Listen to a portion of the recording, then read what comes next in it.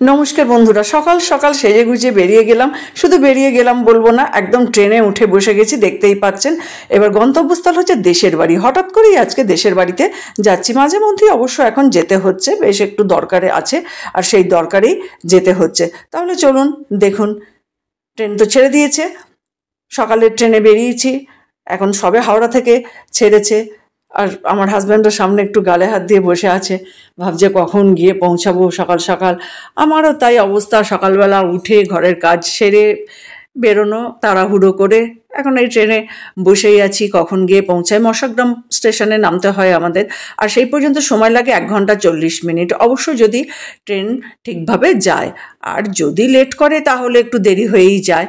তো যাই হোক, দেখা যাক আজকে কখন গিয়ে পৌঁছায়। আর অনেকগুলো, হাওড়া থেকে মশাগ্রাম অনেকগুলো স্টেশনই আছে। দেখতে দেখতে ট্রেন কিন্তু চলেই এসেছে, প্রায় অনেকটাই চলে এসেছে। অনেকগুলো স্টেশন আমরা পার হয়েও গেলাম।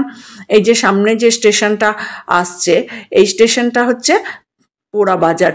এরপরও কিন্তু বেশ কয়েকটা স্টেশন যেতে হবে, তারপরে চলে এলাম নবগ্রাম। নবগ্রামের পরেরটাই কিন্তু মশাগ্রাম। নবগ্রামে যাদের নামার তারা তো নেমে গেল, আর আমরা তো নামবো মশাগ্রামে। বলতে বলতে মশাগ্রাম এসে গেল, আমরা নেমেও গেলাম মশাগ্রামে। এবার মশাগ্রামে নেমে আমাদের আবার এই যে মিষ্টির দোকানটা, এই মিষ্টির দোকানটাতেই আমরা প্রত্যেকবার মিষ্টি খাই, আর সেই সাথে একটু কচুরিও খেয়ে নিই। কারণ সারাদিনের ব্যাপার তো, অনেকটা জার্নি করে এসেছি, তো মিষ্টি খেলাম আর এই কচুরি খেয়ে নিলাম। এরপর আবার টোটো করে যেতে হবে, একটু বেশিক্ষণ না, 10 মিনিট। কচুরিটা খেয়ে আমরা টোটোয় উঠে গেলাম। এবার টোটোয় করে ওই 10-15 মিনিট মতো যেতে হবে। চারিদিকে একদম সবুজ ধান ক্ষেত, গ্রাম্য পরিবেশ, দেখতে কিন্তু বেশ ভালো লাগে। এগুলো দেখতে দেখতেই আমরা টোটো করে যাচ্ছিলাম। আমার তো টোটো করে যেতেও খুব ভালো লাগে, কারণ 2 সাইড ফাঁকা তো, বেশ হাওয়াটাও পাই। এবার কিছুক্ষণ পর আবার আমাদের ওখানে কাজ মিটিয়ে আমরা কিন্তু আবার সেই টোটোটা করেই ফিরে আসছি মশাগ্রামে। আবার আমরা কলকাতা ফিরে যাব বলে, কাজটা আমাদের হয়ে গেছে। আবার ওই টোটোটাকেই বলেছিলাম আসার কথা। তো যাই হোক, টোটোটা করে আমরা আবার চলে যাচ্ছি মশাগ্রাম স্টেশনে। এসে গেছি। এবার আমাদের ট্রেনের জন্য একটু বসে থাকতে হবে। এখানে এক্সপ্রেস ট্রেন দাঁড়ায় না, তাই যে ট্রেনটা যাচ্ছে ওটা তো আমরা পাবো না। আমাদের এখানে লোকাল ট্রেনে যেতে হবে, সেই জন্য একটু বসে আছি। এখনও টাইম হয়নি, টাইম হলে ট্রেনে উঠবো।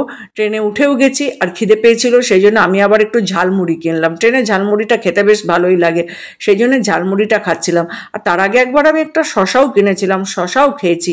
এবার শশাটা খেয়েছি, তারপরে এই ঝালমুড়িটা খাচ্ছিলাম, কারণ বললাম না একটু খিদে পেয়ে গেছিলো। তো যাই হোক, এতটা যেতে হবে, সেই জন্যে ঝালমুড়ি আর শশা খেয়ে বসে আছি। এবার হাওড়া এলে তারপর নামবো। আর যা রোদ গরম, আস্তে আস্তে ট্রেন কিন্তু হাওড়া ঢুকেই গেল, কথা বলতে বলতে, আপনাদের সাথে গল্প করতে করতে।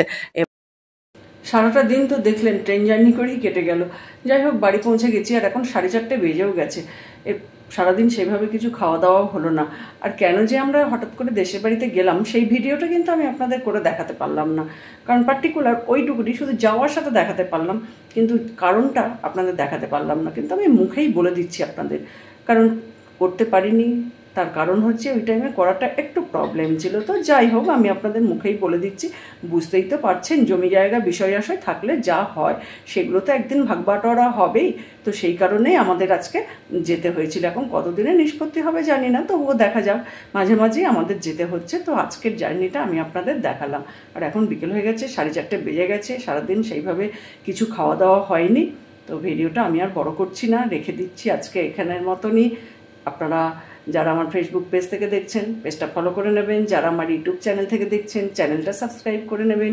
আর অলরেডি যারা সাবস্ক্রাইব করেছেন, আমার সঙ্গে আছেন, পাশে আছেন, তাদের তো অসংখ্য ধন্যবাদ। এইভাবে আমার সঙ্গে থাকুন, পাশে থাকুন। সবাই ভালো থাকুন, সুস্থ থাকুন। দেখা হবে অন্য কোনো দিন অন্য কোনো ভিডিও নিয়ে। ভালো থাকবেন সবাই।